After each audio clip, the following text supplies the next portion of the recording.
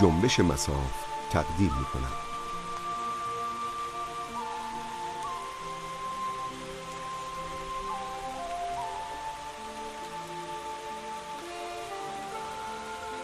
پایگاه اینترنتی جنبش مصاف masaf.ir. پست الکترونیک info@masaf.ir. سامانه پیام کوتاه 2313 اللهم صل على فاطمة بعديها وبعلها وبنيها وسر المستودع فيها بعدد ما أحاط به علمك. أعوذ بالله من الشيطان اللعين الرجيم. بسم الله الرحمن الرحيم. قل أعوذ برب الناس ملك الناس إله الناس من شر الوسواس الخناس الذي يوسوس في صدور الناس من الجنة والناس. سلام علیکم. تبریک عرض میکنم بنده نوبه خودم فرارسیدن ایام پرخیر و برکت و ایام ماه مبارک رمضان رو. امیدوارم که همه شما عزیزان و خود بنده دست پر از این ماه انشاءالله بیرون بریم و به قول خودمونی بخوایم بگیم بار خودمون رو ببندیم انشاءالله. روزای بلندیه، روزه گرفتن سخته، مخصوصا اونایی که کار میکنن. هر روزا بلند شد دادم لحظه افطار حس عید نوروز بهش دست میده، خود پاشه روبوسی کنه با بقیه.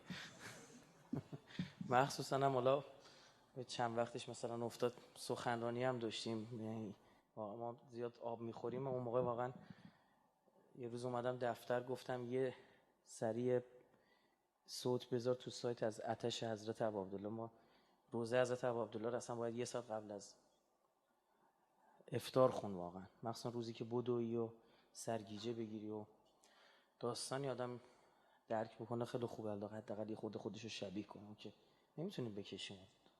2 سال دیگه عاشورای شمسی و قمری یکی میشه. هر چند وقت یه بار اینجوری جور در میاد. 1395 من با نرم افزار زدم دیدم عاشورای شمسی و قمری یکی میشه. حالا من خودم گفتم اگه بشه آدم اونجا باشه شاید یه خورده آب و هوایی هم بیشتر بتونه درک بکنه. و این البته بدعتی نشه پس فردا درست کنن عاشورای شمسی هم درست بشه، نه منظورم این نیست. برای درک اون گرما توی سرزمین عراق، تو اون آب و هوای شرجی چیزی که رفتن بهتر میره. خب ما این چند شب انشاءالله قرار این که ننوشتیم تو سایت 5 شب 4 شب چقدر 3 شب اینا، چون عید دست ما نیست. ما گفتیم تا آخر ماه مبارک در خدمت شما هستیم. موضوع که خیلی با ما تماس گرفتن و میخواستن و این بحث که آقا ما چجوری جلو گناه کردن رو بگیریم. ما گناه دوست نداریم بکنیم خودش. هیچ بچه مسلمان، هیچ محب به اهل بیتی دوست نداره گناه کنه. اصلا بذار من چیزی به شما بگم، حتی غیر مسلماناشم دوست ندارن گناه کنن چون با فطرتشون گناه کردن سازگار نیست. اما ما اراده ترک گناه ظاهرا نداریم.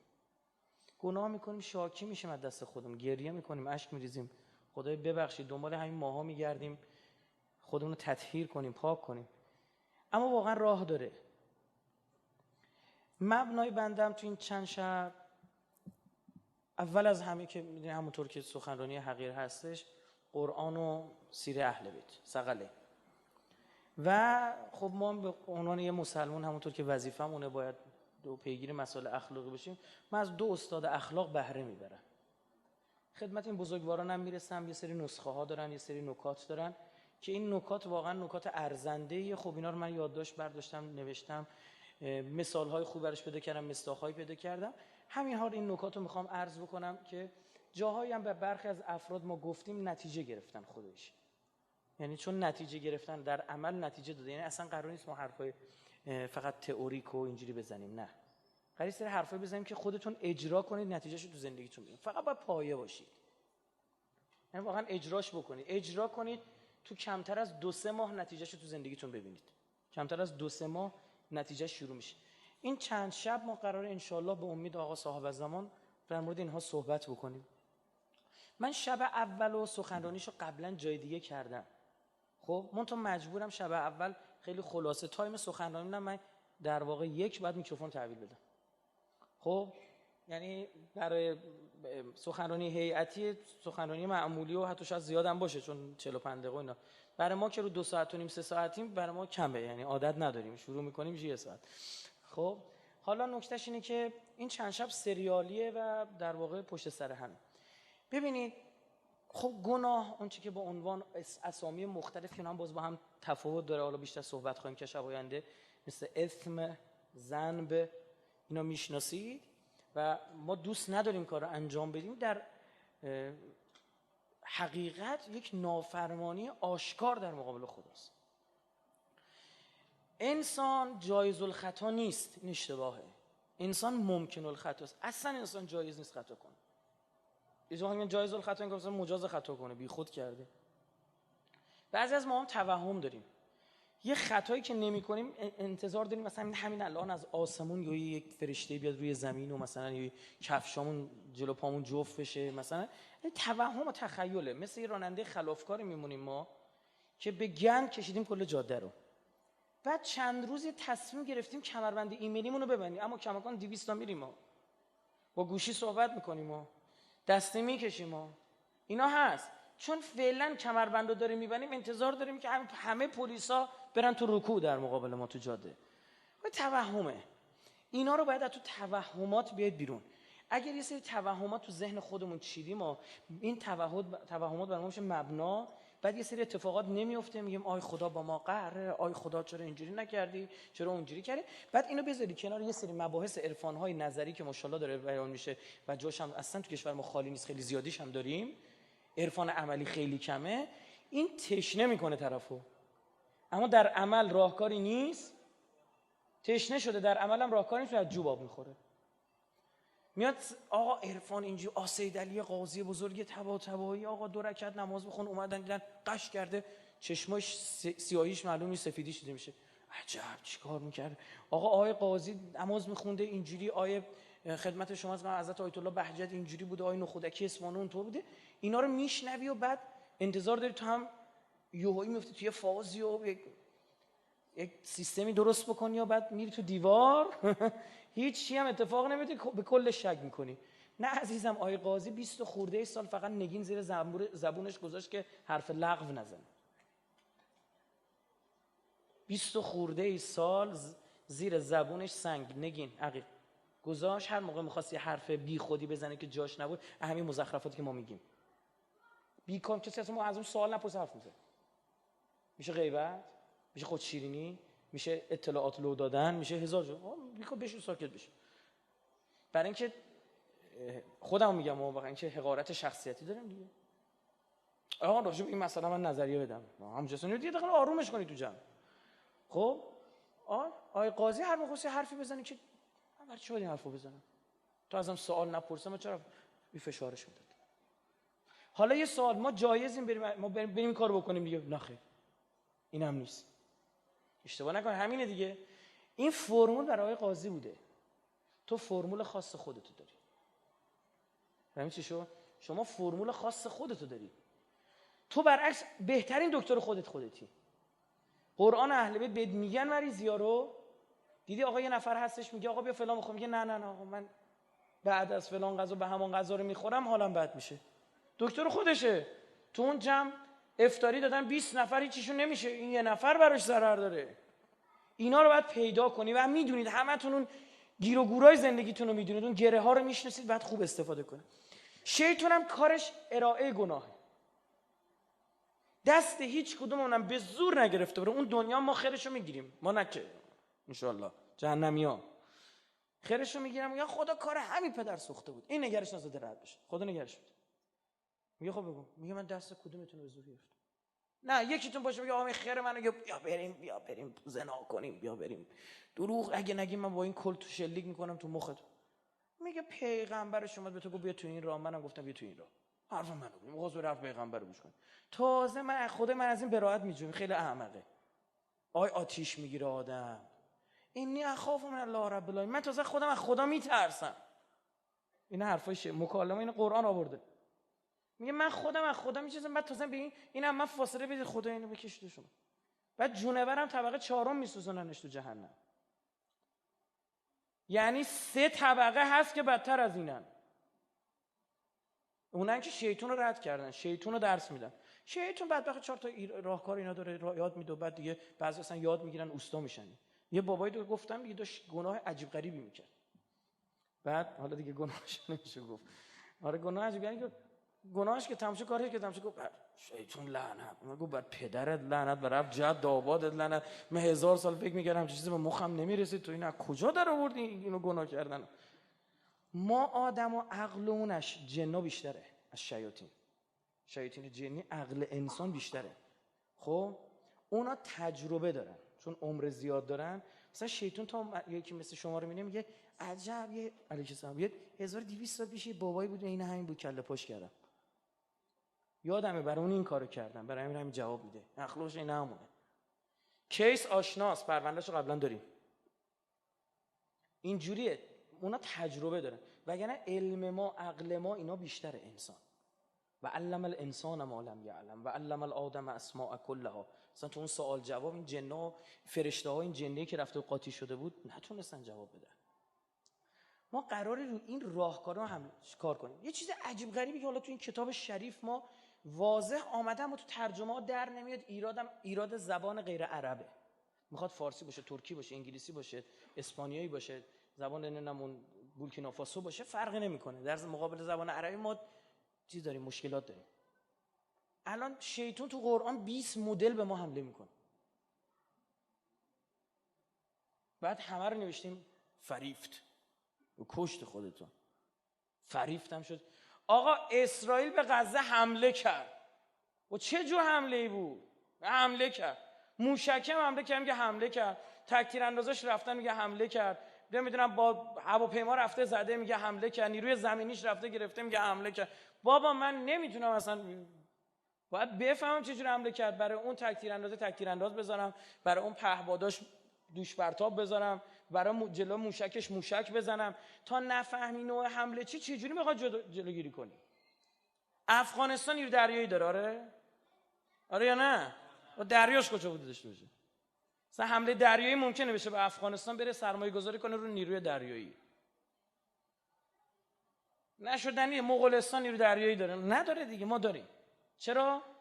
چون دریا داریم دیگه، چیز واضحیه. ما حالا اینطور که دریا رو میشناسیم چون جلوی چشمونه، خودمون نمیشناسیم. اون جونور هم نمیشناسیم. این میشه گناه میکنه.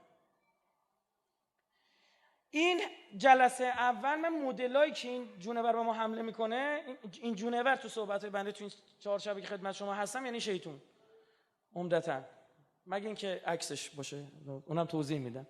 این جونور به ما حمله میکنه. اینو باید ما خدمت شما عرض بکنم. ما نکاش از قرآن در آوردم و خدمتتون عرض میشم. پس بفهمید یه شیطان حمله میکنه، مدل‌های مختلف داره. بعد تو خودت تشخیص میدی، میگه این حمله هوایی بود، ای بازی خوردم. آقا چیکار کنیم؟ نیرو دریاییمون رو قوی کنیم. یه حمله هوایی بهت کرده، بابا تو کجای کاری؟ میگه پدافند، موشکیمون رو باید قوی کنیم، پدافند موشکی ضد هوایی و از این داستانا. میگه این اصلا داخل بود، این حمله از داخل بود، چریکاش اومدن تو. پیش میره دیگه، حملهش به یه جایی میرسه که اصلا خدا فوشای بد داده. حالا من میگم، خب بعضی به ما گیر میدن میگن تو صحبتات یکی میگفت برگشتی گفتی الاغ. گفتم خب خدا تو قرآن میگه مثلا الذین حملوا التوراة کمثل الحمار، اونه که تورات حمل میکنن میبرن با خودشون اما عملش نمیکنن، مثل الاغ. حالا من چه میدونم، شاید الاغ دنیا شاکی بشه که به بعضی ما بگیم الاغ. خب اینا که قرآن خدا تو قرآن میگه یا سگ، به بلعم با اورا میگه. اینا فوشه قرآنیه، ناراحت نشین.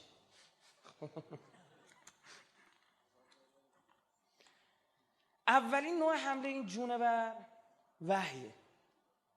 همون جوری که ما وحی الهی داریم دقیقاً وحی شیطانی هم داریم. وحی جونوری به قول دوستمون. للقلب اذنین، قلب انسان 2 تا رادار داره، 2 تا رادیو داره، 2 تا گیرنده داره. اذن للرحمن و اذن للشیطان. صوت شیطان دائم هست، مشکل از توئه که رادیو تو تنظیم میکنی رو اون. چرا من به گناه میافتم؟ و دائم رادیو داره ابلیس میگیره. رادیو ابلیس گرفتی بعد میگه چرا به گناه میافتم؟ یا رادیو الله بگیر. داستان سر همینه. یعنی شروع ماجرا از اینه که رادیومون رو تنظیم کردیم رو ابلیس. موج رادیو خدا میگه و معصوم میفرماد اذن للرحمن و اذن للشیطان. تو بس کردی این اذن گوش گیرنده، بشقاب چرخونده دیش رو شیطون، شبکه قرآن نمیگیری. حتی این جز وایس آف امریکا صدای شیطان بزرگ در نمیاد. همین جوری که آقا من بازی تو سخنرانی پرسیدم، میگم آقا تو این 200 سال گذشته معاصر کشورم تجزیه شد، نفتونو بردن، ترور کردن، امیرکبیر کشتن، اینا پدرمونو در آوردن، کدوم کشور بیشتر بابامونو در آورد؟ همه میگن انگلیس با BBC نگاه میکنه. و همینه دیگه. ببین میدونیم شیطون بده، اما موجمون روی چیه؟ شیطون. میدونیم انگلیس بده، اما موجمون روی انگلیس. پس نگو عجیبه، در عمل داره اجرا میشه. در اینم شک نداریم که صلاحمون رو نمیخواد، شک نداریم که پدر سوختگی محضه. خب پدر سوختگی محضه، اما بازم گوش میکنیم. چرا گوش میکنیم؟ عجیبه، نفس میخواد. جلسه بعدیمون در مورد اینه، یعنی اصلش اینه که ما نمیتونیم جلوی صدای شیطون رو بگیریم. اون آقا صاحب زمان میاد خفش میکنه، کله رو میندازه اون طرف، تموم. خب دیگه اصلا صدای شیطانی رو زمین نیست. هی رادیو رو میچرخونن بگیرن یه چیزی نیست، پارازیت ول کردن. و اینجا چه اتفاقی میفته؟ مشکلم من و تویی که میگیریم دائم دوستش داریم. قرآن یه جایی میگه اولیا، میگه دوست شیطونید و ولایتش رو پذیرفتید. حالا در ظاهر نه من اینجوری نیستم.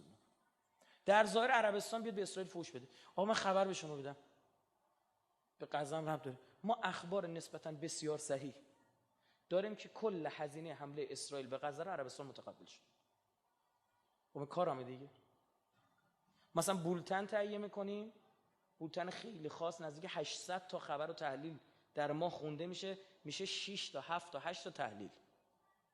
800 تا خبر و مقاله و تحلیل میشه، میفرستیم برای برخی از مسئولین، میگیم با خبر باشید اون ور چه خبر. فقط هم اسرائیل.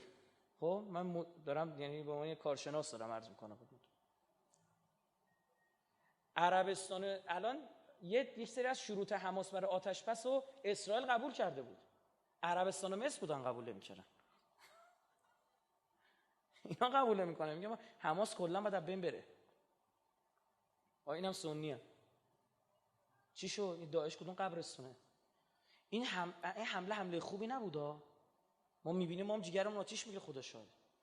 اما الخیرو فی ما وقع، خدا اثبات کرد و حجت تمام کرد بر مسلمانان که ببینید اینا در ظاهر فوش میدن به اسرائیل، اما ولایت اسرائیل رو قبول کردن. بهتون اثبات بشه. این عربایی که در به در دنبال بودن که مردم سوریه دارن کشته میشن، انواع اقسام سلاح‌ها رو رسوندن، چرا اینجا اصلا سلاح نمیخواد برسونن؟ ما را به خیر رو تو امید نیست، شر برسون به اسرائیل پولو نده. بنزین هواپیماهاشون که دیگه خبرش خیلی آشکار شد که عربستان سعودی میاد، تو میگن بعضی هواپیماشون میرن اونجا سوختگیری میکنن میان بیرون. اینجوریه. تو اردن هم همینه. داعش کری خون واسه اردن، اسرائیل وزارت جنگش اعلام کرد اگر داعش سمت اردن بیاد ما وارد جنگ میشیم با داعش. اینقدر برای اردن با هم رفیقن، پشت پرده هم بستن. یعنی وحی یعنی ارتباط سریع و پنهانی. یک ارتباطی یک لحظه به دلت میفته، نگاه کن، یه فکری تو ذهنت میفته. ببین خودشناس باش، میگی این حرف مال من، بگید نیست. آقا رفتم خونه رفیقم، به ناموسش شب نگاه کنم، با من معرفت دارم، مرام دارم، این مال، اما فکرش اومده تو ذهنتون ها، اومده، اما قبول داری که این حرف مال تو نیست، تشخیص بده مال شیطون. سریع خاموش کن رادیو رو. بدون موج رو اتومات بوده، چجوری بوده، چرخیده رفته ابلیس گرفته. میفهمیم ما بعضی موقع میگیم این فکر مال من نیست، میگیم این فکر مال من نیست، سریع فاستعذ بالله، سریع ذکر بگو لا حول ولا قوة الا بالله العلی العظیم. صلوات بفرست.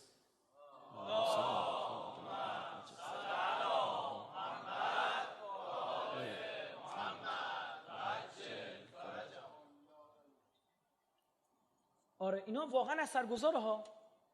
قدیما تا دعواشه میشد چی میگفتن؟ لا اله الا الله. پاشم بزنم این استغفرالله، یا همین جلو دعوا رو میگرفت. الان تا شاکی میشه اول فوش خار مادر دادم زمین داره میره، خب میخواد جلو دعوا رو بگیره. این تشدید کننده و آمر بر دعواست. فاستعذ بالله. سریع می‌دونی باید چیکار کنی؟ باید بری پناهنده سیاسی شی. این قدیما تو همین مملکت خودم اینجوری بود، تا یه دعوایی میشد اینا، اونا که خود فروخته بودن، میرفت سفارت روسا، اونم تو سفارت انگلیسا ها، میرفتن سریع اونجا جزئی از خاکشون میشد، میگفتن آقا این روسا انگلیسا هم قوی ان، نظامی کسی جرئت نمیکنه بهشون حمله کنه ها، میرفتن پناهنده سیاسی میشدن. الان تو جای جنگ در میگیره میرن توی مقرهای سازمان ملل، میرن سریع میگه اینجا رو نمیزنن. سریع پناهندگی فقط به دامان الهی، به درگاه مقدس حق تعالی. بریم بسم الله. خدای من اومدم، من میترسم خدای از این، من بدون تو جلوی این جونور نمیتونم در بیفتم، فقط تویی، فقط جز تو کیو دارم من. این شبا شب همیناست. ما ایرانی‌ها، ما شیعیان، ما محبین اهل بیت میونم با اهل بیت خوبه. اصلا ما سراغ اهل بیت رفتیم تو زیارت جامع چی میگیم؟ خدای ما از اینا بهتر گیر نیاوردیم و رسیدن به تو. آقا نمازایی که ما برای شما نماز برای امام زمان رو نگاه بکنید، توحیدی ترین نمازه. کدوم بخش نماز هی تکرار میشه؟ ایاک نعبد و ایاک نستعین. برای خدا. اهل بیت باید ما رو برسونن به خدا. اهل بیت آدرس نیستن، کشتی نجاتن، هم آدرس میدن هم میبرن با خودشون. همین چی شد؟ اینجاست که بگه برو، میبرد. اهل بیت میگن بیا بریم، نمیگه برو، میگه بیا. خودش میگیره میبرده. کشتی نجات تو اون طوفان‌های گناه و ذنوب و معصیت‌ها ما بتونیم بریم اونجا. قرآن میگه ان الشیاطین لیوحون الی اولیائهم. الی دوستش نباشه که نمیتونه. اگه ببین اون کسی که گذاشت این ماهواره رو دیشو چرخوند به سمت اونور، به سمت اون بابایی که میخواد براش وحی بفرسته، دوستش داره. ببین ته قلبش میخواد. میگه بابا اینو جمع کن تو خونت. میگه مستندای خوبی نشون میده. نه من که میدونم تو میخوای بری خرم سلطان نگاه کنی. خب این بعد دیدی اینا خودشون هم لو میدن، نمیگن حریم سلطان، چون مقصود اینا از این سریال فقط همون زنه است. اسم همونه. من اون زمانی که سریال امیرالمومنین نشون داد، سریال امام علی، به یه دی میگفتن امشب قطام داره. خب این اصلا آره دیگه نشون میده دیگه بالاخره که کاراکترهای مهمی که مد نظر ایشونه اینا. ببین بهانه است مستند. ما جونورا خیلی جونورای خوبی نشون میده اینا. بشیم اونا رو نگاه بکنیم. خب دیگه ببین ته دل خودت دروغ نگو. ما تو این چند شب میخوام اولین حرفی که بزنیم با خودمون دروغ نگیم تا بتونیم مشکلمون رو حل کنیم. بگیم آقا نیروی زمینی اون مشکل داره، میخوایم بیایم میدون مین درست کنیم شیطون نتونه اون حمله کنه، میخوایم این کار کنیم. اصلا کار انسان، ببین حضرت آدم ترک اولا کرد، فعصا آدم اشتباهی کرد و گفت چی؟ بگید غلط کرد، اشتباه کردم ببخشید. فتلقى آدم من ربه کلمات فتاب علیه انه هو التواب الرحیم. بعد خدا بهش فرمود راه رسیدن به منم همینی که بهت میگم. کنز العمال متقی هندی اهل سنت، درالمنصور جلال الدین سیوطی اهل سنت، مستدرک حاکم نیشابوری اهل سنت میگه او کلمات الله این بود: الله یا حمید به حق محمد، یا عالی به حق علی، یا فاطر به حق فاطمه، یا محسن به حق الحسن، یا قدیم الاحسان به حق الحسین. گفت راه رسیدنم بهمون نشون داده، میگه از این مسیر، اما بیا سمت من. میگه فتاب علی انه هو التواب الرحیم. آدمی که تا دیروز آدم شد، آدم تعلیم دیده بود اما تربیت نه. به خاطر خدا میگه فتلقى آدم من ربه، میگه رب مربیش تربیت گرفت. ما تو این حمله ها میخوایم خودمون رو چیکار کنیم؟ بروز بکنیم. آقا شما یه مربی فوتبالی میبینی هی داری گل میخوری، دفاع قدشون کوتاه، هی سانس میکنن گل میخوری، دو تا دفاع قد بلند میفرستی. مربی تیمتو تربیت کردی، ترمیمش کردی. شیطان حمله کرد، یه بار خوردی، عیبی نداره. خدا میگه عیبی نداره، راه برگشت بازه، 3 تا تعویضم نیست. من ارحم الراحمینم، من بخشندم، نه 3 تا تعویض. تا میتونی تعویض کن اما تیمتو محکم ببند. درست شد؟ تیمتو ببند، بازیکن‌ها رو جابجا کن. یه تیم حالا تو برو تا فردا با مالدیو بازی کن. 17 تا عجب تیمی داریم ما، مثلا عشق میکنه یارو دیگه. این دروازه‌بان ما حوصله‌اش سر رفته بود، توپ نمیومد اینور که. بعد همون سال اینا با آسرون بود، با کجا بازی کردن 5 تا 7 تا چقدر خوردن، سوراخ شدن. خب برای چی؟ دشمن خدا گوشه قدر. خب برای اینکه ضعف‌های ما با وجود ابلیس چی میشه؟ آشکار میشه. با وجود ابلیس ضعف‌های ما آشکار میشه. وقتی این ضعف‌ها رو ترمیم میکنیم ما آدم‌تر میشیم. گرفتی چی شد؟ در سیستم آفرینش الهی ابلیس ملعون که ما خوشمون هم نمیاد ازش، جزئی از پازل الله تعریف شده. ابلیس فرصت میتونه باشه حتی برای مؤمن. بگه من خودم متوجه نبودم ایراداتم کجاست، این ملعون به من مشخص کرد. آقا سریع حمله زمینی شده، عیبی نره درست کن، دیوارای دفاعی رو درست کن، میچینه دیگه حمله نمیشه. آقا من میبینم از شهوت دارم به گناه کشیده میشم، تشخیصش سخت نیست. میفهمم من سخنرانو غرور میگیره، تشخیصش برای خودم میفهمم. آقا یه نفر میبینه آقا داره توی این کاری که هست، توی این برهه از زندگیش، توی این جایی که هست داره به گناه افتاده میشه. برای چی؟ سر مثلا همکار خانومی که داره حمله رو تشخیص داده، نمیخواد اینو بیاد، حمله رو دوست داره، میگه ان الشیاطین لیوحون الی اولیائهم.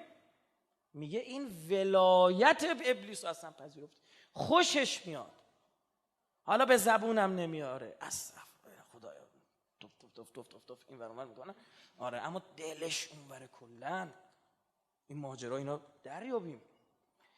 وحی رادیو تو ببین، این بذار بهت بگم، رادیو تو خدا بذاری هم میاد پارازیت ول کنه، اون میاد کار خودشو بکنه، تو باید دائم زرنگ بشی، هر لحظه بگین حمله جدید از کجا. حضرت آدم بعد از این ترک اولایی که کرد و توبه کرد، خدا یه لفظی براش استفاده کرده عالی 20. خدا بهش میگه ثم اجتباه، میگه آدم مجتبا شدی. مجتبا در زبان عربی یعنی معشوقه‌ای که 6 دنگ بخرنش. یعنی مقام حضرت آدم بعد از ترک اولا و توبه و ترمیم خودش بالاتر رفت از قبل از اون خطا. این خیلی جالبه ها. خدا میگه خطا کردی، جایز نبود خطا کنی، اما انجام دادی، فهمیدی ایرادت کجاست یا نه؟ حالا مارگزیده از چی میگن؟ آدم عاقل از یه سوراخ دوبار گزیده نمیشه، 6 دنگ بشه. آره من فهمیدم اینا کماندوهاش اومدن تو، بستم، به خدا بستم اونجا رو. سری میره جلوشو میگیره. جوون اومده من میگه من به گناه دارم کشیده میشم، دیگه نرفتم اینجا. باریکالله. من خودم میدونم، خودم میگم با کسی دیگه هم کار ندارم. آقا من میدونم یه دوستی دارم برم باش بشینم، گناه لسانی به وقوع میپیونده، نمیرم پیشش. باور میکنی؟ هی در به در دنبال ما، زنگ بزن آقا بیا ببینیمت فلان اینجور چیزا. دوستش هم دارم رفیقمونه، اما میگم خودمو بیشتر دوست دارم. یعنی بابا اون دنیا کجا پیدا بشه؟ اون دنیا هیچ نمیشناسه. حدیثاشو بخونم امشب زار میزنید. من تصمیم گرفتم زیاد از وحشت نگم، از مرحمت تو اینا بگم، اما یه دونه فقط براتون بخونم. اون دنیا روایت داریم مثل تیر توی تیردون که تکون میخوره، یه چیزی میذاشتن تیر توی تیردون تکون نخوره، مثل فنر تو خشاب، اونجوری محشور میشی. یعنی جفا وایستادی بغل دستت، یکی جلوت، یکی پشت سرت، یکی این طرفم یکیه، نمیتونی بچرخی. بعد میگن آقا برید بیاد، یک شلم شوربایی بچت بغل دست راستت، میگه برو گور پدرت، اینقدر اوضاع خرابه، مادرتو نمیشناسی.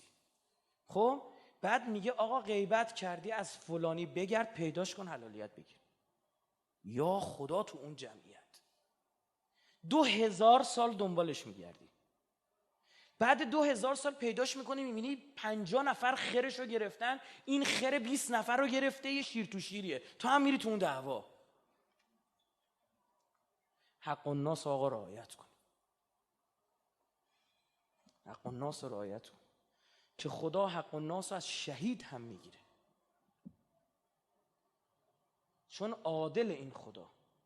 من آدم خوب بودم شهید شدم، حالا رفتم مال یه نفر رو خوردم، حالا ما اعتقاد داریم هر کسی هم شهید نمیشه، حالا اشتباه نکنید از عرض بنده، اما یه کاری کردم بالاخره حق، ما نمیتونیم بگیم شهادمون حق الناس برگردشون نبوده، همین شهادت جنگ خودمون بوده. بعد چی میشه؟ خدا میگه واش حق الناس تو پس بده بیارو بهشت. ما حق الله و حق النفس صاف بیارو بهشت، اما حق الناس رو پس بده. یه سری شهدای معدود محدود داریم که خدا میگه با من ساکت شید. چقدر 300 تا ثواب. دعوا سر ثواب، این وعده پول میشه. اونجا بس ثوابای یارو تموم میشه، گناهاشونو میذارن رو گردن این. قد 300 تا گناه میذاره رو گردنش. نه اوضاع خراب میشه. خب اونجاست که میدونی چی میشه؟ اونجاست خدا میگه این با من، این حساب شده است. یه عده محدود و معدودی از شهدا هستن که اونا اصلا اینا با کله میان تو بهش. خوشا به سعادتش.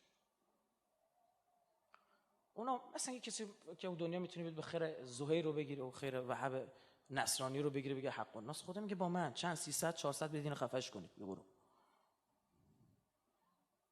اینجوریاست. حالا دارم خودمونی میگم. بعضیام آخه استاد ملا غلطگیر و اینجور چیزان به خدا قسم ما نمیدونیم گفت از صهیونیستا بنالیم یا از اینا. خب آقا مثلا من یه سخنرانی کردم میگم که آقا خدا یه تیکه وجودشو در من و شما گذاشته و نفخت فیه من روحی. خب ما میدونیم که خدا یه تیکش نمیتونه جدا کنه بذاره. یعنی هر آدمی که ذره شعور داشته باشه و بفهمه صفات خدا رو شناخته باشه میدونیم اون حس اون مطلب مد نظرم میگم بخشی از وجود خدا در تو به ودیعه گذاشته شده. ما همه وجودمون خدا دست ما رو خداست، نه فقط روح. مثلا روح با جسم در ارتباطه. بعد میگن نه اینا رائفی گفته خدا تیکه تیکه میشه، تیکه هاشو میذاره اینجوری. گیرن دیگه. بنده خدا رفیقی ما داریم روحانیه، رفت تو تلویزیون میگفت خوش به حال حضرت آدم، خوش به حال حضرت حوا که شوهرش آدم بود. خب خوش به حال حضرت حوا که شوهرش آدم بود، مادر شوهر نداشت، خواهر شوهر نداشت. اینا شوخیه دیگه. نگاه کردم تو اینترنت براش این نقدی نوشتن. پناه بر خدا از این نقد که چه انسان احمق و ابله و نادان و کودن و تا آخر. کاندیدی بوده. خب میدونی کاندید یعنی احمق، کاندیدا یعنی نامزد انتخاباتی. کلی تلویزیون به اینا فوش میده، من دیدم تو ایام انتخابات نمیفهمن. خب به انگلیسی. آره آدم نادان برش میشه. یعنی چی تنها کسی که شوهرش آدم بود بعد اومده ماجرا چسبونه به اهل بیت. نعوذ بالله فلانی یعنی شوهرش آدم نبود. آدم احمقی. مثال یه شوخیه، یه برای یه مثال داره میزنه شوخی میکنه جو وارد. بعضی مریضن. خب اینا بازی نخورید ها. پس ما حمله به اون صورت میگیره، قرار چیکار کنیم؟ حمله رو بشناسیم، دفعش کنیم. اگر حمله رو نشناسیم، عامل حمله رو نشناسیم، نوع حمله رو نشناسیم، گفتم حمله هوایی به اون صورت میگیره، زمینی هیچ فایده. وسوسه مدل بعدیشه. وسوسه رو میشنوی خورده، حسش از وحی چیه؟ بیشتره. پشت این ستون احساس میکنی چیزی پیشنهادی برمیگردی چی اون طرف. اصلا حرف سین حرف راز حرف سره. اصلا این سر خودش سه داره. باز سکرت، موساد، امایسیس، سیاه، ساواک، حرف پیچیده‌ایه، حرف مرموزیه، حرف سین. خدا وقتی وسوسه رو میخواد به یاد بده خوب خوشگل شاهکار ادبی و واجارایی و آوایی قرآن. بسم الله الرحمن الرحیم قل اعوذ برب الناس ملك الناس اله الناس من شر الوسواس الخناس الذي يوسوس في صدور الناس من الجنة والناس. این چه بازی با سه میکنه همدن شاهکار. ما هنوز روی این ابعاد تفسیر قرآن نتونستیم وارد شیم. نتونستیم دیگه. این چه شاهکار. حس وسوسه به دست میاد. یواشکی میاد صدایی میکنه ها. اصلا عامل ارتباط دیگه. سخن، اسپیک، سر و صدا، ترکا سس. میبینی اصلا این سه خیلی اینجوری تکرار میشه. حتی ما فارسی هم که میگیم صدا یعنی اونو سین تلفظ میکنیم، میگیم صدا. سه سوت بری بیای. این حرف ناخودآگاه این از فطرتتون جوشش پیدا میکنه. خدا میگه این زبان شناسی، این زبانهای شما نشونه‌های منه، برید آقا بگردید سرچ کنید. میبینم واسه داره گشتن و مخفیانه. این اصلا ارتباط عجیب غریبی باور کنید. خب اینا حالا بعد روزی آدم بیاد به اینا بحث بکنه مفصله. میگه ولقد خلقنا الانسان و نعلم ما توسوس نفسه. یعنی این نفس هم وسوست میکنه. آقا امام زمانی ها شیطان گردن میزنه دیگه تمومه دیگه، اوکی دیگه ردیفه. نه نفست هست. اصلا شیطان دست میذاره رو چی؟ رو نفس از ماها یه سری بند و بیل آویزونه، نخمخ از همون آویزونه. شیطان هر دفعه که اینا رو میگیره، نخاتو وا کن، هیچ غلطی نمیتونه بکنه. خودش میگه بعد خودش لو داده خودشو. این از دشمن خدا یعنی لوش داده، دوست نداشته خودشو لو بده. یه جای دشمن شناسی خود ما یاد داده. میگه این جونور خب وقتی مکالمه شکل گرفت گفت من نمیتونم اونایی که خالص شدن دیگه کاری کنم. الا عبادک منهم المخلصین، اونایی که خدا تو خالصشون که این تنابع ازشون وا شده، من هر چی میخوام دست بده اصلا سر میخوره. دیگه به این مرحله مثل اصلا ابلیس نمیتونه پیشنهاد گناه بده. به والله قسم شما میتونید به اون مرحله برسید. لفظ جلاله خوردم، شیطان نمیتونه پیشنهاد گناه بهتون بده، نداری تنابشو. می‌بینی چی کار میکنه اون مرحله؟ یه کار خوب میخوای انجام بدی، سریع یه کار خوب دیگه بهت پیشنهاد میکنه. یک پدر سوخته این جونه بر که کار خوبی که ثواب کمتری داره. آقا میشه شیطان کار خوب به ما پیشنهاد کنه؟ بله، شیطان میشه بهت کار خوب پیشنهاد بکنه. منتها میاد اینجا میگه آها این الان داره احترام پدر مادرش این کار میکنه، من بهش بگم برو زیارت عاشورا بخون. زیارت عاشورا بیا اون یاد اون ماجرای علامه امینی میندازمش که پسرش در خواب دید علامه امینی و حضرت امیر تو دستش آب داد به علامه امینی. پسرش گفت بابا خوش به حالت، همه رو تو جام میداد سر حوض کوثر. حوض کوثر هم یادم سخنرانی کردم تو همین هیئت، اون شراب‌های الهی رو صحبت کردم، تو دست مبارک گفت بیا جلو تو. خیلی هم امیرالمومنینی بود. آورده بودنش مشهد، یه هفته مشهد بشه، 3 روز گذشت گفت منو ببرید. اومده در جوار آقا علی ابن موسی رضا گفت منو ببرید، دلم برای آقایم امیرالمومنین تنگ شده است. نمیتونست اصلا نباشه. بعد پسرش میگه من در خواب دیدم، پرسیدم آقا تو بابا جان این به خاطر القدیر دیگه؟ میگفت القدیر خیلی ثواب داشت، اما نه، این به خاطر مداومتم بر زیارت عاشورا. گرفتی نکته رو؟ بخونید. من به خیلی از دوستان میگم بخونید. حالا 100 لعنت و سلام نمیتونی، خیلی سری 2 دقیقه هم تمام حفظ میشه. اصلا بچه هیئت که همه فولن، حفظ کردن زیادش هم سخته چون فرازهای شبیه به هم داره. یا همیشه تو جیبتون باشه، تو موبایلا که اینا هست. سری همونجا نمازش هم نشسته، نمیخواد اصلا ماشین مستحبی، تو ماشین بخون، نماز مستحبی. اذیت نکنید خودتون تو مستحبات که زده بشید. اما پیشنهاد میکنم بخونید، خیلی خوبه. دعای عهد صبح من همیشه پیشنهاد میدم و تو مستحبات میگم خیلی خوبه. یه پرانتزی تو زندگیمون بذاریم، زیارت عاشورا مثلا شب موقع خواب بخونیم، صبح دعای عهدمون، حالا اون نماز شب خونه اونا که جا خود دارن. یعنی این دوتا خیلی خوبه. بعد میاد همین ماجرا علامه امینی هم به ذهنش میندازه.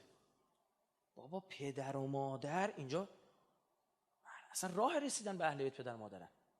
تا احترام به پدر مادر نذاری به اهل بیت نمیرسی، چون تو باید بفهمی به ابی انت و امی یعنی چی. تو وقتی ابی و امی نمیفهمی چی بگی به ابی انت و امی؟ تو وقتی مقام پدری رو نمیفهمی چی میخوای بفهمی که حضرت فرمود انا و علی ابا و هذه الامه؟ با یک پدر و مادر غیر معصوم مانور بده برای اون پدر و مادر معصوم. پدر و مادر ما حرف اشتباه نمیزنن. چرا؟ خیلی از ما هم پدر و مادریم هم پدر و مادر داریم، خب حرف اشتباه نمیزنن. چرا؟ اما همینجاست که تو سخن حرف زورش رو قبول کنید. اون احساسی که تو حوزه دینیه نه، خود قرآن هم گفته، اما حرف زورش رو قبول کنی، احترام بذاری، اون به اهل بیت میرسه. یه همچی کسی وهب اگه به امام حسین رسید به خاطر احترام عجیبی که به مادرش میذاشت. وهب نصرانی تازه ازدواج بود، به زنش گفت این مادرمو نمیتونم کنار بذارم، بهت گفته باشم مادر مقامی داره، خدا این دست میذاره این آدم، اینا رو درک کنیم. بعد شیطان میاد اینا تو اینا. خب این بر ببینید آقا یکی از این شهدا به خواب مادرش اومده میگفت من ازت خواهش میکنم این شب جمعه نیا سر قبر من، چون ما همه میهمان حضرت ابا عبدالله هستیم. بعد یهو آقا امام حسین تو جنب ما میگه شماها پاشید برید، مادراتون اومدن سر قبرتون، اولویت داره. نه واسط هفته بیا اگه میخوای به دلت تنگ میشه. داستانی داره اینا. اینجا بین 2 تا خیر شما رو مخیر میکنین ملعون. بعد چجوری بفهمیم اینجا؟ من به شما میگم باید ببینی تو کدوم یکی نفست کمتر قلقلکت داره میده. خود این یه نکته است. نکته دو، ببین تو کدوم یکی نور بیشتری میبینی؟ استناره. طلب نور کن از خدا، چشاتو ببند، از خدا بخوا، راهنماییت کن. وحی الهی داریم، الهام الهی داریم، قشنگ تشخیص میدی. طرف نذر کرده بود 40 شب فلان عملو انجام بده، اگر انجام نده از اول باید دوباره انجام بده، توی ساعت خاصی هم باید انجام بده. همون شب 28م 29م آخرا تقریبا بود، مهمون رسید، ای داده بیده چیکار کنم؟ مهمون حبیب خداست، باید برم مهمانداری کنم، از این ور بهش بگم نیم ساعت بشین نکنش بر بخوره. گفت عیبی نداره، یه شب دوباره میشیم 28 شب از اول انجام بده. چارین اومد به مهمون رسید و شب حضرت اون معصوم رو در خواب دید که نذر کرده بودم و گفت پذیرفته شد، برو دیگه نمیخواد ادامه بدی، 40 شب برات نوشتیم، درست‌ترین کارو کردی تو. ببین طلب نور یعنی چی؟ میخواستم مرادم این بود، یعنی این ملعون فکر نکنید چیزی ها یه برهه پیش میرسه دیگه چی؟ اصلا دیگه نمیتونه گناه دعوتت بکنه. به مرحله میرسی به والله خود شما میتونی برسی، نترس، قطعیه. اصلا کار شیطونه که از کارش استدلاله. ما امشب فکر نکنم وقت بکنیم جمع بکنیم بخشش میفته در فردا. خب اونجا میگم که شیطون متزلزلت میکنه نتونی بری، نترس، برو جلو. ما علمامون نه معصومین، نه حضرت عباسمون، نه علی اکبرمون. علمامون به مرحله رسیدن گفتن ما فکر گناه هم نمی کنیم. به شیخ انصاری گفتن دیگه بابا خداییش حالا ما نمیگیم گناه نمی کنیم، دیگه فکر گناه که دیگه دست آدم نیست که، یه میاد تو ذهن، حالا ما گناه فکرش میدم ما گناه نمی کنیم، جلو فکرمون وای میسیم. گفت تو به این تا حالا فکر کردی مدفوع خودتو بخوری؟ حالش به هم خوری رو بعدش من گفت ما اصلا نمیتونیم به این فکر کنیم.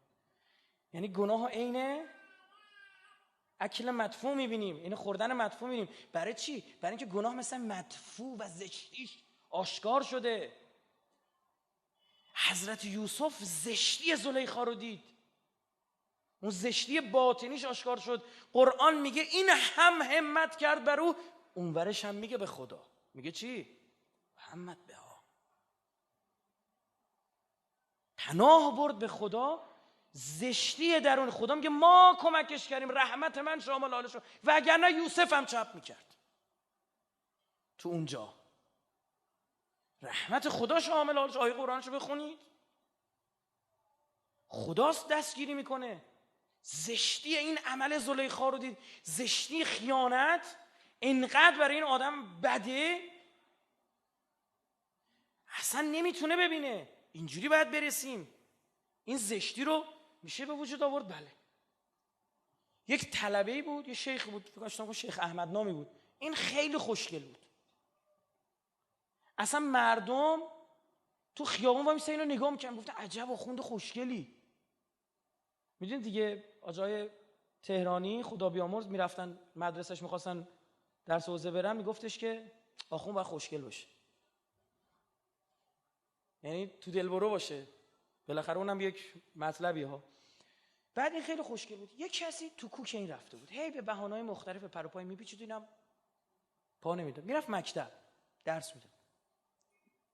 یک روز این نقشه چید واسه این، نقشه چید و گفت آقا من مادرم مریضه، الان یه نامه‌ای هم از بچه‌مون رسیده، نمیدونم از کجا، نمیتونی بخونیم، اینم خیلی نگرانم فلان، شما که مکتب میرید و سواد دارید بیاید اینو براش بخونید. این بنده خدا هم چی؟ بر احساس وظیفه و فلان، دشمن شناس خوبی نبوده، همینجا با 6 تون بشه. بیا تا در خونه بگی آقا 2 نفر دیگه هم با من بیان، چه ایرادی داره؟ 3-4 نفر با خودش ببره، جلو گناهو بگیرید. اجتنبوا من مواضع التهم، جایی که مورد تهمت قرار میگیرید چی؟ اجتناب کنید. گفت اجتنبوا من مواضع التهم، عاشق تو هم. خب ما خودمون در رو میبندیم با یه زن نامحرمی نشسته. خوب اصلا تو باریکلا، تو اصلا پیغمبر اونجا نشستی، اون کسی که اونجا رد میشن چی میگن؟ هرچی شد و یعنی این در رو برای چی بس؟ آدم مریض هستن اینجوریه. خب این رفت اون تو، یهو دید بله در رو بستن و گفتن مادرم سرکاری داستانش. گفت آره یا باید با من باشی یا جیغ و داد میندازم. گفت بس یه فرصتی به من بده. گفت برم دستشویی برم. رفت تو دستشویی، این تیغ چیزو برداشت، تیغی که قلمشو میتراشید برداشت، شروع کرد موهاشو کندن، تیکه ابروهاشو کند، زخم درست کرد رو صورتش. اینجاها رو زد، خونی مالی. گفت مردشور این خوشگلی رو ببرم که خدا بخواد من تو دور کن. اینجاها رو زد، خون ریخت رو سر و کله و صورت و این. اومد بیرون، زنه کپ کرد، گفت برو گم شو بیرون. در مورد ابن سیرین همین نقش شده دیگه، شاید بزاز بود و آورد زنه کشوندش تو خونه، گفت بذار از خدا کمک خواست، خدا بهش وحی کرد، الهام کرد، به دلش انداخت، رفت توی دستشویی مدفوع خودش مارید به صورتش، گفت این الان از اون زنه بهتره برای من. مدفوع خودش مارید به صورتش. اومد بیرون، این دید حالش به هم خوبه، مرده شور ببره، پرتش کرد خونه بغل. اومد بیرون میگه از اونجا بود که من علم تعبیر خواب دادم. و اینجوریه، یعنی ما خودمونیم. اصلا ببین شیطان یه پیشنهاد دهنده بیشتر نیست، وسوسه میکنه، ایده میده. حالا در مورد اینو بازم صحبت میکنیم. اون وسوسه پس شد چی؟ اون صدای بسیار ضعیفی که شر میاره، معنیش میشه اینم باید به خدا پناه برد. تا میبینی این اتفاقات افتاده، از عامل گناه دوری کن. آقا جوان نشستی پا کامپیوتره، فلان فیلم مستهجن توشه، فیلتر شکن داری، میتونی بری تو فلان سایت فلان عکس رو ببینی، فلان فیلمو ببینی، میبینی اینجوریه، یهویی درشو ببند، در کامپیوتر لپتاپ درشو ببند، برو فاصله بگیر. تو خودت عامل اجرایی اون میشی. میدونی اگر تو خونه تنها باشی این اتفاق میفته، پل پشت سر خودتو برای گناه خراب کن. میدونی اگر کامپیوتر تو اتاق باشه، کسی بالا سرت نباشه، خراب کن، کامپیوتر بیار بذار بیرون، جلوی چش همه. تو خودت میخوای، اون دوستی رو داری، بعدت هم میادم اینو بکن. راهش همینه. آقا جوون مجرد نشسته تو خونه، این فیلم ها رو میبینه، این عکس ها رو میبینه، گوگل کلمای بی ربط داری سرچ میکنی، چیزای دیگه میاد، میبینه تحریک میشه. تحریک هم نشه این آدم نی، بهت بگم بعد بره دکتر. منتها از عامل تحریک باید فاصله گرفت. او وسوسه‌شو میکنه.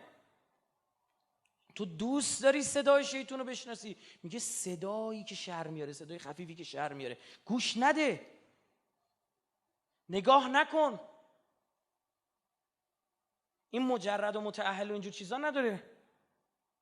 بس گناه کبیره‌ای که انقدر متاسفانه دامنگیر شده که من واقعا نمیتونم در موردش صحبت کنم تو کشور خودمون، به خاطر محدودیتایی که هست، که یه بخشش درسته، یه بخشش هم باطل. گناه خودارضایی که گناه کبیره است، بخش عمدهش به خاطر اینه که اون عامل تحریک و طرف از خودش دور میشه، هی تو خونه عمدن تنها میشه، میشه پا کامپیوتر این فیلمو ببین، اون عکسو ببین، اون معلومه تحریک میشه، متأهلاش هم به وحلا تحریک میشه. فاصله بگی، پله پشت سر خودتو خراب کن. مدفوع خودشو مالید، اومد بیرون، این شد. علم تعبیر خواب دادن. حضرت یوسف علم تعبیر خواب داره. نمیدونم، شاید ارتباطی است واقعا بین گرفتن شهوت و این هدیه الهی. حالا اینا که دارم میگم جلوشو بگیرین، چیزی من فردا راهاشو یاد میدم، فردا پس فردا شبای آینده میگم چجوری میشه تو جلوی این کارو گرفت. نه که چه تئوری همینجوری بگیم، یه اجراییه. یک مورد دیگه من عرض بکنم خدمت شما بزرگواران.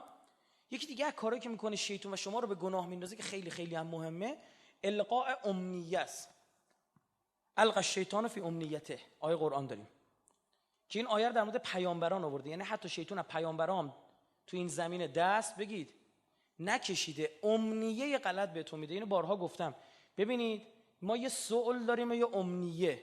سؤال اون هدف اصلی زندگی که داری برای زندگی میکنی چیه، که خیلی‌ها تو زندگیشون سؤال بگید کلا ندارن به خدا، تو دیوارن اینا. میگه برای چی داری زندگی میکنی؟ وقتی سؤالشو میگه میبینی اصلا با گوسفند هیچ فرقی نداره. طرف به دنیا میاد، جفتگیری میکنه، زاد و ولد میکنه، بعد میمیره، بعد نه لاشش به درد کسی میخوره، هیچی. صد رحمت به اولئک کالانعام بل هم اضل. برای چی داری زندگی میکنی؟ هدفت چیه؟ آقا میخوام برسم به اون سعادت بزرگ، میخوام پا امام زمانم باشه. هر چی میگه باریکلا. این سوال، این میشه سوال شما. حالا برای رسیدن به این 5 تا چیز اصلی میخوای، نه 50 تا. 5 تا چیز اصلی. من برای اینکه به امام کار برای امام زمان بکنم، سوال منه خیلی خوبه. چرا اینو سوال قرار دادی؟ چون بهترین کارها کار برای چی؟ امام زمان است که شما رو به خدا میرسونه. بقیه کارها حواشیه، بهتون بگم و ثوابی که کار برای امام زمان داره اصلا قابل قیاس نیست. اصلا گریه برای امام حسین میکنی که به امام زمان برسی. بفهمی امام حسین هم امام زمان وقت خودش بود. ببینم اینا میفهمیم حتی اینا در میاد. خیلی مهمه ها. پس ما چند تا امنیه داریم، همه اینا در راستای چیزه. آقا میخوام دکترا بگیرم، باریکلا، امنیه‌اش. آقا با فلانی ازدواج کنم، نوش جونت. کور بشه هر کی ندید. آقا فلان شغلم به دست برم، خدا پدرتو بیامرز. که چی همه اینا در راستای چیه؟ ندارن. کار شیطان میگه القاء امنیه باطله. تا دلتون بخواد تو جوونامون میبینم. میگه درس بخون. آقا میخوام برم دکترا بگیرم. خب بعدش میگیری که چی میشه؟ بگو چیه؟ خوب که فکر میکنه میبینی. یه بابایی بود اون موقع که دانشگاه آزاد گرون بود، معروف دانشگاه دولتی و دانشگاه چی؟ آزاد، این شبانه و مثلا این چیزا سیستما نیومده بود. یه بابایی بود میخواست فوق لیسانس بخونه. پول نداشت دانشگاه آزاد. رفت تو بازار کار کنه که چی؟ پول در بیاره که بره دانشگاه آزاد. رفت تو بازار دید اصلا اشتباه میگرده. رفته بوده درس خونده بوده. همیشه همین بره. من میخوام برم که فوق لیسانس بگیرم که پول در بیاره. خب من میدونم پول در میارم. دیوانم برم پولم بریزم تو شکم چیز دانشگاه آزاد. شکم داره آقا دانشگاه آزاد. به یکی گفتن 3 تا دروغ پشت سر هم بگو، گفت دانشگاه آزاد اسلامی. گفت دیوانم بلندشم برم ما میخوام درس بخونم که به پوله برسم. خب آقا نه، یه نفر میخواد درس بخونه، آقا من به شیعه خانه امام زمان کمک کنم، تو این بخش مشکل داره. به والله قسم ثانیه درس خواندن تو عبادت هست و ذکر است و نماز است و روزه است. خدا میگه این هم نشسته داره استاتیک میخونه، براش ذکر مینویسن. میگه این میخواد مهندس بشه شیعه خونه امام زمان خدمت کنه. این ایرادو تشخیص داده وجود داره. مصطفی احمدی روشن چیکار میکرد فکر کردید؟ من از خود خانواده‌اش شنیدم بی واسطه. گویی میومد میگفت امروز مشکل جمهوری اسلامی ره، ما باید تو غنی سازی اینجوری بشیم که این برای شیعه خونه ما. اینا دست جمعی رفتن خدمت آیت الله خوشبخت مرحوم رحمت الله علیه، استاد اخلاق بودن ایشون. رفتن گفتن آقا ما این سانتریفیوژا این چیزایی که داریم درست میکنیم به درد امام میخوره؟ اصلا شاید رو سیستم کلا بریزه به هم و میگن آقا سلاح‌ها از کار میفته و اینا، دستگاه‌ها از کار شاید بیفته. چجوری سیستم؟ آقای خوشبخت بهشون گفته بود شما بسازید کارتون رو انجام بدید. امام زمان استفاده میکنه. فلذا ثانیه که او داره میره هزاران کیلومتر، این آدم فقط براش کیلومتری جابجایی سفر داشت. هی از تهران میرفت کاشان برمیگشت، میرفت نطنز کاشان برمیگشت. با یه مدیری به مشکل خورده بود. ما هم مشکلاتی بر ما پیش میاد. گور باباش فکر کرده کیه، برید دوراتون بزنید به سراغ من. فهمیده بود الان این کارشکنی میکنه. مدیر اومده بود سر عوارضی کاشون وایستاده بود، جلو ماشینا رو دونه دونه میگرفت تا پیداش کنه. اونی که نگرشته بود رفته بود افتاده به دست و پاش روبوسی که آقا ببخشید. مصطفی احمدی روشن به دست و پاش گفتم که این اگه الان بیفته سر لج کار امام زمان زمینه. فکر کرده هر نخاله شهید میشه؟ انتخاب شده. به خودشیرینی کرده بود برای خدا. بفهمیم امنیه خودتون رو چی قرار دادید. سوالو که صحبت میکنم یکی از روش‌های خود شیطان اصلش سوالو میزنه. همون که گفتم خیلی‌ها سوال ندارن. بعضیامون اصلا نگاه کن بین کسی که میخواد همینجوری میخواد دوستم دکترا بگم میگن استاد به من نمره میدی؟ مثلا دنبالش بودم از این خدا این استادا ردیف نکنه به طور کسی نخورن. این استادی که مثلا عمدن امتحان سخت میگیرن که بعد علاقه دارن یه دی بهشون رجوع کنن و این نمره بخوان، اینم ناز کنه و یارو بابای طرفو در بیاره. خب آقا میخواد استاد دانشگاه بشه که یه نفر دنبالش بیفته. خب دیگه چی بگه آدم به این آدم؟ چی میشه گفت؟ شیطان نذارید امنیتون رو تغییر بده ها. نذارید به خدا کلاتون پس مرکز. نذارید امنیتون رو تغییر بده. سوال که گفتم سر جای خودش. اما شما میبینی این آدم همین درس رو بخونه بشه استاد دانشگاه، مثلا دکترای مهندسی بگیره، اینم که میخواد کار برای امام زمانی کنه دقیقاً باید همون درس‌ها رو بخونه. برای این میشه عبادت، برای این میشه باطل، کار باطل. عجب. این معجزه نیته. ثانیه که داره درس میخونه کار بیخود داره انجام میده. آقا اون کسی که بمب اتم درست کرد فیزیک نخونده بود؟ اون کسی که بمب شیمیایی درست کرد شیمی نمیدونست؟ یه کسی هم میاد از همین علم شیمی برای دارو استفاده میکنه، برای داروسازی استفاده میکنه. باریکلا به او، مبارکش بشه، خدمت او. آقا پزشک سعودی رفته توی عراق خودشو منفجر کرد، به درک واصل شد. این طرف هم پزشک آلمانی مسلمان هم نیست، رفته تو غزه وایساده داره، تو این تصاویرم دیده میشه، هی رفته وایساده. میخوام هر دو تا یه درس خوندن. برای چی؟ پزشکی خوندم که چی؟ این که چیه؟ سؤال و امنیه من و شما رو تشخیص میده. پس سؤال اون اصلی است، گفتم بیشتر در مورد این صحبت خواهم کرد، اما امنیه هاتون رو بچینید تو زندگیتون. بعد وقتی فکر میکنید میبینید خیلی از امنیه های باطل دارید و شیطانیه، وقتتون رو بیخود داره میگیره. طرف میبینی 3 سال وقت گذاشته مثلا بریم یهو دیگه مثلا بریم کلاس زبان، حالا هم زبان بخونه، ببین میتونی زبان بخونی، به امام زمان رو پرزنت کنی، انگلیسی سایت بزنی فلان، باریکلا. نه زبان میخونی 1 سالی میگذره هیچ هم یاد نمیاد. میره بعد یه مدت میبینی یک چیزی رو دوششه اینجوری میکنه، چه گیتار میخواد به کلاس گیتار، یه قره دنگا دنگی هم میکنه، تو اینم هیچی در نمیاد و میشه دکور.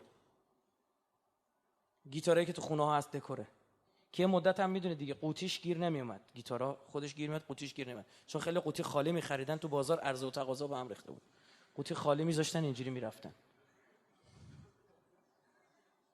آقا ببین یعنی یه هدفی نداره، میفهمی؟ باری به هر جهتی آدمای بیخود اینا زیاد داریم. یه من سراغ سلام چطوری محمد خوبی؟ آره خوبم. چه خبر؟ داری بزنی. حالا کجا بریم دوری بزنیم؟ این میخندتون یعنی دیدید دیگه اینا دارید یا هستید احتمالاً. خب آقا میریم اونجا، بیا بریم یه دور بزنیم. دور بزنیم که چی؟ هدف چیه؟ من باید هر کاری میکنم در راستای امنیه و این چند تا امنیه هم سؤالم باشه. سؤال یعنی خواسته اصلی. من میگم دور بزنیم که چی؟ بیکارم مگه؟ یه خیابون ته صفا و مروه میکنم، میرم بالا میام پایین، میرم بالا میام پایین، میرم بالا میام. شیاطین رجیم هم کنارشون رد میشن، یکی دو تا هم نیستن. لا اله الا الله استغفر الله. خب این که نمیشه که. خودت داری خراب، شیطون لعنت خدا بر شیطون، حالا بر اون لعنت باد 1000 بار، اما خب این فوشه به خودت داری میدی اگه از ما میشنوی. سؤال و امنیتون همین امشب برید بچینید. من اصلا برای چی دارم راستی زندگی میکنم؟ سوالی مثلا که بعد خدا نکنه زندگی حیوانی نداشته باشیم. بعد که چیدم خب برای رسیدن به بعد چیکار کنم؟ من واقعا باید درس بخونم. نه اصلا نیازی نیست من برم دکترام بگیرم. نه. خیلی هم میگه تو چرا نمی دکترا بگیری؟ به خدا قسم گفتم من هر چی فکر کردم به این نتیجه نرسیدم که دکترا گرفتنم به درد اون هدف اصلی میخوره. دیدم وقتم هم تازه چیه میگیره، با درگی دکترا بعد یه دکترین بدی، بعد بری ارائه کنی، بیای بری پیش این استاد پیش اون استاد و فلان. دیدم هر چی فکر کردم نتیجه نداره. 100,000 نفرم بیان بگن قبول نخوام. من که منطقی و عقلانی و ببینم به درد امام زمانم میخوره. من دارم خب الان بحثم میکنم، پژوهشم هم میکنم، کتابم هم میخونم، از نظر اساتید بهره میبرم، برای دوستانم میام نظراتم میگم، حالا کسی خواهد قبول بکنه بخواد قبول نکنه. خب دکترا داشته باشم چی میشه؟ مثلا چی میشه؟ حالا جالبه، خیلی هم عجیبه، وقتی همچین حسی درت به وجود میاد دقیقاً اصلا دست میزنن رو دای میگن دکتر. ما تو سایت میزنیم والله بله به پیر به پیغمبر ما دکترا نداریم. خب بازم میگن دکتر. رفتم یه جا سخنرانی، بعد نظامی هم بودن، این گفت آقا یه دکتر فلانی بیان بالا. من رفتم گفتم آقا من دکترا ندارم. حالا ایشون فرمودن اگه به حساب دکترا اومدی که باشید برید، من دکترا ندارم راستش، چون این رشته هم که دارم صحبت میکنم رشته نداره.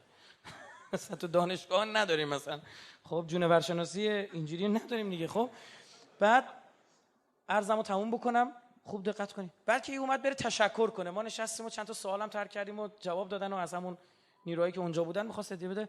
اومد و رفتیم بالا، با دوباره گفت ما ضمن تشکر از آقای دکتر و فلان چیزا. گفتیم بابا ول کن تو رو خدا، نه برای ما دکتری تو. گفتم خب بیا دکتر افتخاری ما رو میشین. این جناب سرهنگ داد. خب فیلمش هم هست، یعنی اومده بیرون، یعنی توی دست مردم هم هست. سخنرانی معمولا این نهاده اینجوری که داریم بیرون، نه یه مورد بیرون اومده. یعنی اصلا واقعا هر چی فکر کردم به دردم نمیخوره، برای چی باید برم بخونم؟